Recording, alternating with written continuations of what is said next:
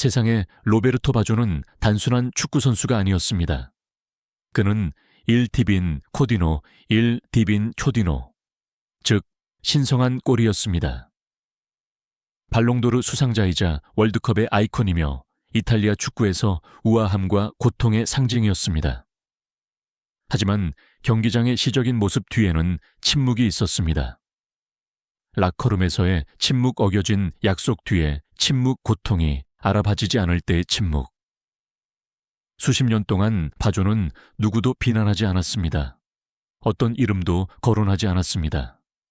지금까지는 그랬습니다. 27세가 된 그는 마침내 과거를 돌아보며 자신의 경력에 가장 깊은 상처를 남긴 5사람을 공개합니다. 이 순간은 그의 삶에 대한 다큐멘터리를 위해 녹음된 회고 인터뷰 중에 찾아왔습니다. 축구에서 무엇이 가장 고통스러웠냐는 질문에 바조는 1994년의 실축 페널티킥을 언급하지 않았습니다. 그는 사람들에 대해 이야기했습니다. 어떤 상처는 아물어요. 그는 조용히 말했습니다. 다른 상처들은 영원히 함께하죠. 긴 침묵 끝에 그는 예상치 못한 말을 덧붙였습니다. 제가 여전히 아주 또렷이 기억하는 5사람이 있습니다. 이것은 복수가 아니었습니다. 기억이었습니다. 이어지는 이야기는 증오에 관한 것이 아니라 위대함에 보이지 않는 대에 관한 것입니다. 넘버 C, 쿠르바수드 피오렌티나 로베르토 바조에게 피렌체는 한때 고향이었습니다. 피오렌티나는 그를 스타로 만든 클럽이었고 그에게 축구가 얼마나 깊이 사랑받을 수 있는지 가르쳐준 도시였습니다. 모든 것은 1990년에 바뀌었습니다. 바조가 유벤투스로 팔렸을 때 그 결정은 클럽 이사회에서 나왔습니다.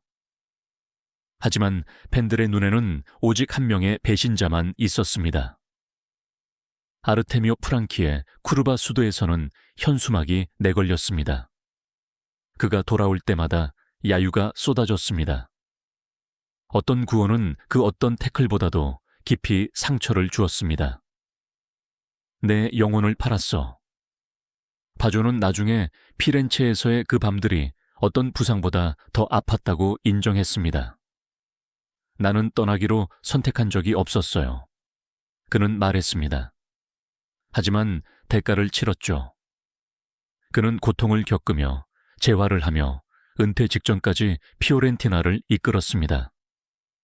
그러나 결국 기억은 분노로 대체되었습니다.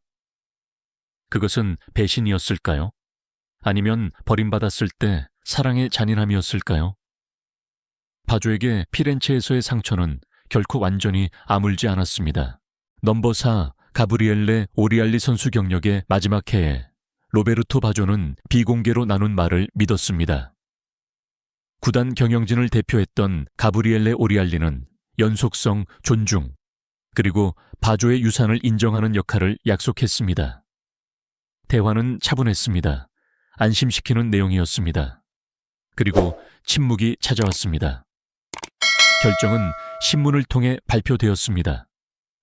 그의 영향력은 줄어들었습니다. 설명 없이 그의 존재감이 축소되었습니다.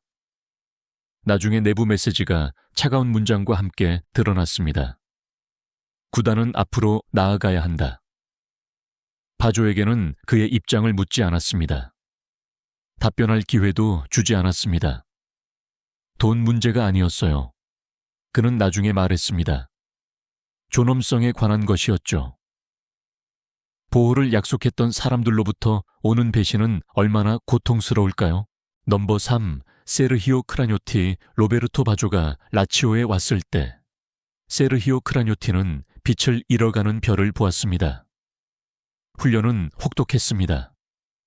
인내는 짧았습니다. 부상이 다시 찾아오자 이해심은 사라졌습니다. 한 내부 회의에서 크라뇨티는 이렇게 말했다고 전해집니다. 우리는 추억이 아니라 병사가 필요하다. 그 말은 바조에게 전해졌습니다. 저는 존중받는 것이 아니라 용인된다고 느꼈어요.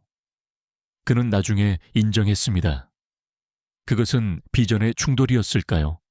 아니면 명성이 복종 없이는 아무 의미 없다는 메시지였을까요? 바조에게 라치오는 존경이 얼마나 빨리 무관심으로 변할 수 있는지를 알려준 교훈이 되었습니다. 넘버 2, 마르첼로 리피. 2002년 로베르토 바조는 시간이 얼마 남지 않았다는 것을 알았습니다. 하지만 그는 희망을 가졌습니다. 이탈리아 월드컵 대표팀 명단이 발표되었을 때 그의 이름은 없었습니다. 전화도 없었습니다. 만남도 없었습니다. 작별 인사도 없었습니다. 그 결정은 마르첼로 리피에게 달려 있었습니다. 공개적으로는 전술적 균형이라고 설명되었습니다. 개인적으로 바조는 자신이 지워졌다고 느꼈습니다. 침묵은, 그는 나중에 말했습니다. 거절보다 더 아파요. 그는 그것이 마지막 기회임을 알면서 월드컵을 지켜봤습니다. 친구들은 그가 인터뷰와 축하 행사를 피했다고 회상합니다. 그것은 축구 논리였을까요? 아니면 엄격한 시스템에 결코 맞지 않았던 한 남자에 대한 최종적인 해고였을까요? 이 배제는 결코 아물지 않았습니다. 넘버 1, 아리고 사키 목록의 맨 위에는 가장 깊은 상처가 있습니다. 아리고 사키. 전술의 천재, 혁명적인 감독. 그리고 로베르토 바조에게는 그의 정체성을 시험한 남자. 사키는 구조, 규율, 완전한 복종을 요구했습니다. 바조는 본능에 의존했습니다. 긴장감이 흐르는 국가대표팀 훈련 중 사키는 경기를 중단시키고 소리쳤습니다. 여기서는 개인의 자유를 위한 공간은 없다. 바조는 아무 말도 하지 않았습니다. 하지만 무언가가 부서졌습니다. 저는 제 재능에 대해 사과해야 할 것 같았어요. 그는 나중에 고백했습니다. 사키는 시스템을 구축하고 있었을까요? 아니면 이탈리아 최고의 예술가에게 신은 현대 축구에서 설 자리가 없다고 말하고 있었을까요? 바조에게 이것은 가장 깊이 베인 상처였습니다. 로베르토 바조는 이 이름들을 분노로 말하지 않습니다. 오직 정직함으로. 그들은 저에게 상처를 주었지만 그는 말했습니다.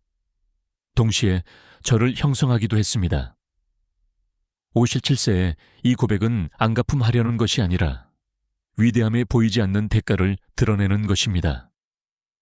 모든 전설 뒤에는 그 어떤 트로피로도 지울 수 없는 흉터가 있습니다. 그리고 마지막 질문이 남습니다. 로베르토 바조조차도 이러한 상처들을 간직하고 있다면 축구에는 아직 얼마나 많은 이야기가 숨겨져 있을까요?